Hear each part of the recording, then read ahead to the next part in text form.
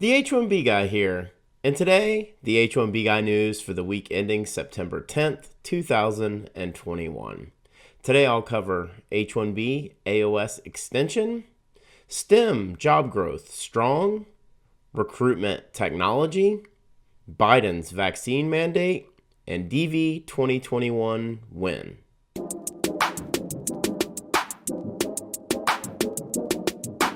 But before we get started, I'd like to ask you, if you haven't already, to please subscribe to the H1B Guy channel here on YouTube and like this video so that I can continue to produce more content like this for you.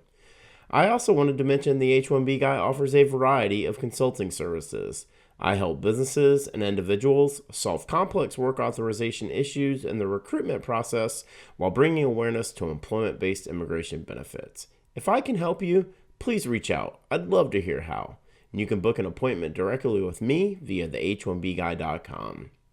Today's news is brought to you by RecruiterNetworks.com, by Path to Canada, and by PERM-Ads.com. Now, the news. Well, I wanted to thank everyone who joined me on Wednesday for the H1B Guy Live, September 8th, 2021.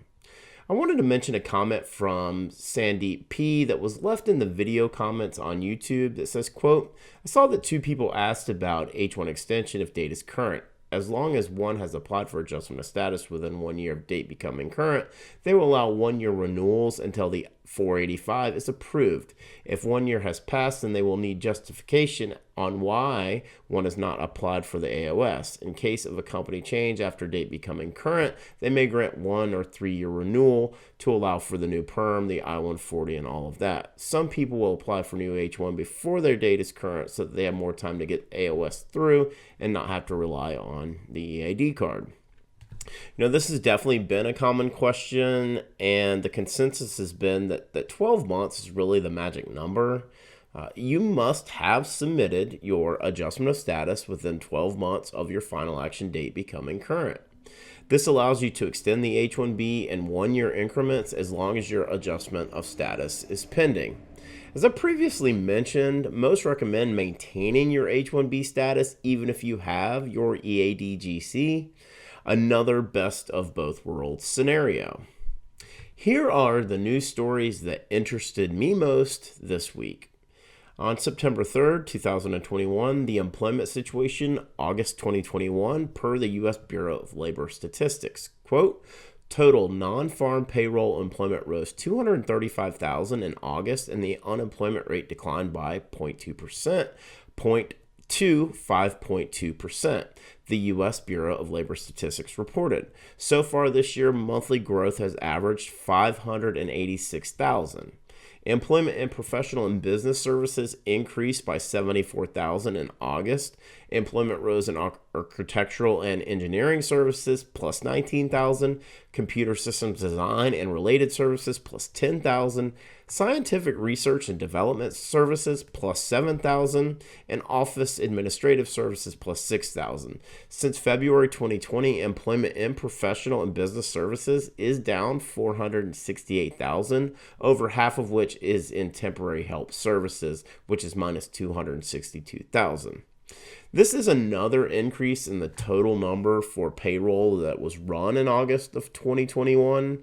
Strong growth continues to happen in STEM categories, adding over 36,000 payrolls combined in August. Based on the number of job openings that I see across the board, I fully expect this to be consistent in September of 2021 as well. On September 6, 2021, written by James Vincent for The Verge, titled Automated Hiring Software is Mistakenly Rejecting Millions of Viable Job Candidates. Quote, automated resume scanning software is contributing to a broken hiring system in the U.S., says a new report from Harvard Business School.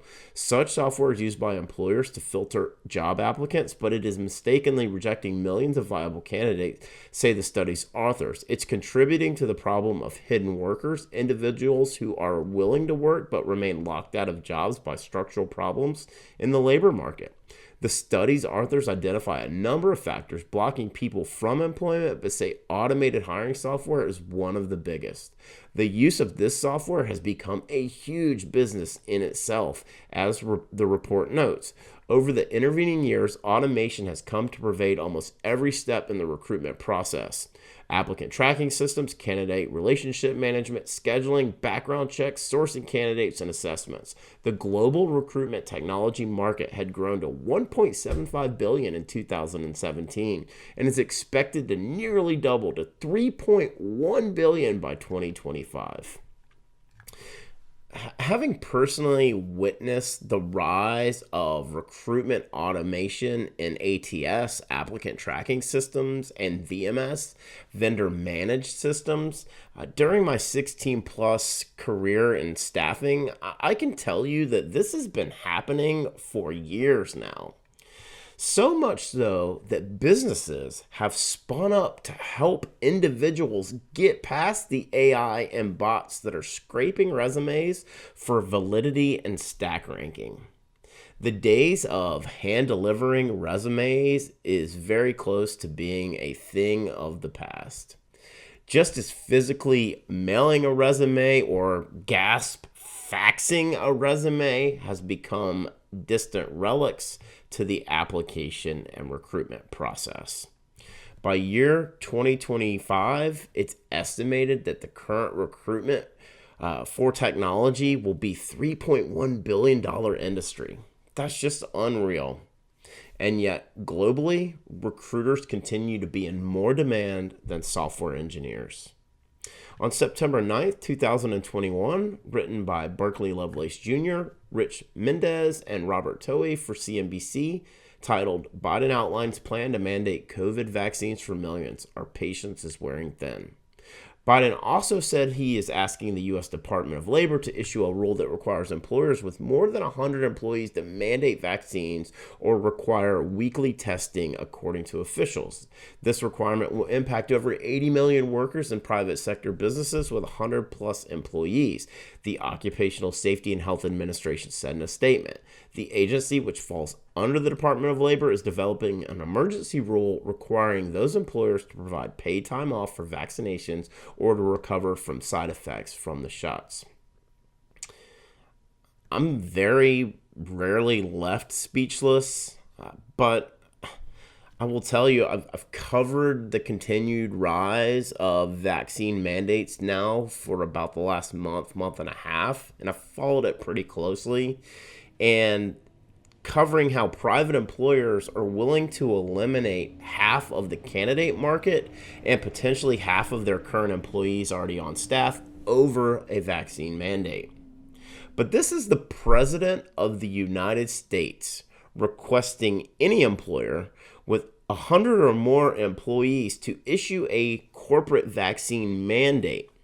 And this mandate would impact over 80 million people if put in place on the employers over 100 employees. If an executive order is to be issued on this situation, I have to believe that we'll immediately see it challenged in the courts. And then on September 9th, 2021, in Go and Good Luck v. U.S. Department of State, a favorable ruling came down for DV2021 plaintiffs in Go Good Luck v. U.S. Department of State when Judge Mehta ordered the DOS to increase processing of DV2021 visas. However, plaintiffs will not be prioritized, and Judge Mehta has given the Department of State until September 23rd of 2021 to provide a status report update. It's going to be very interesting to see how this ruling will impact the decision on Chakrabarti v. USCIS, which relates to the wastage of USCIS and their inability to process the current allotment for the annual employment-based allocation for fiscal year 2021.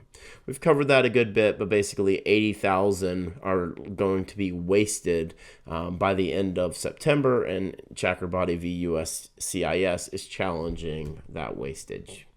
For the full post on the H1B Guy news for the week ending September 10th, 2021, please check out the H1BGuy.com. And a reminder that today's post was brought to you by RecruiterNetworks.com, the smart solution for digital PERM ads and local job postings since 2001.